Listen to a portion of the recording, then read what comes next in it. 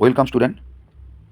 আজকে দ্বিতীয় পর্যায়ক্রমিক মূল্যায়নের অন্তর্গত শ্রেণী নবম ইতিহাস বিষয়ের অধ্যায় 3 নম্বর অধ্যায় থেকে কিছু গুরুত্বপূর্ণ প্রশ্ন তোমাদের কাছে নিয়ে এসে হাজির হয়েছি। দেখো, প্রশ্নের মান 2, অধ্যায়ের নাম হচ্ছে ঊনবিংশ শতকের ইউরোপের ইতিহাস। দেখো, প্রথম প্রশ্ন আছে জাতীয়তাবাদ বলতে কী বোঝো, এটা তোমরা পড়ে যাবে। 2 নম্বর প্রশ্ন হচ্ছে রিসার্জিমেন্টো কি, খুব গুরুত্বপূর্ণ প্রশ্ন এটা। তারপরে 3 নম্বর হচ্ছে ভিয়েনা সম্মেলনকে প্রথম আন্তর্জাতিক সম্মেলন বলা হয়। তারপরে 4 নম্বর প্রশ্ন বিসমার্কের রক্তলৌহ নীতি কী, খুব গুরুত্বপূর্ণ প্রশ্ন।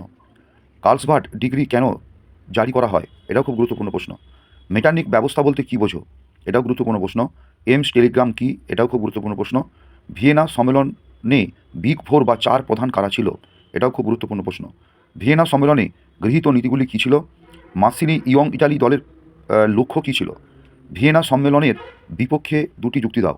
কবে কাদের মধ্যে ভিল্লা ফ্রাঙ্কার সন্ধি স্বাক্ষরিত হয়েছিল। শক্তিসাম্য নীতি কাকে বলে।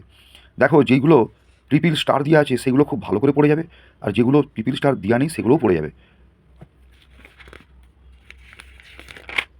তারপরে দেখো 17 নম্বর প্রশ্ন।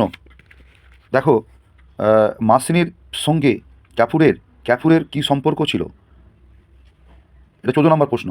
15 নম্বর হচ্ছে টিকা লেখো ইয়ং ইটালি, এটা খুবই গুরুত্বপূর্ণ প্রশ্ন। টিকা জোলভেরাইন, এটাও খুব গুরুত্বপূর্ণ প্রশ্ন।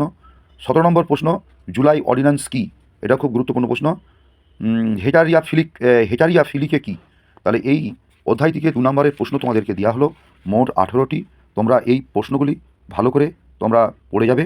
এর পরের ভিডিওতে এই অধ্যায়ের 4 নম্বর প্রশ্ন এবং 8 নম্বর প্রশ্ন কী কী আছে তোমাদের দেওয়া হবে।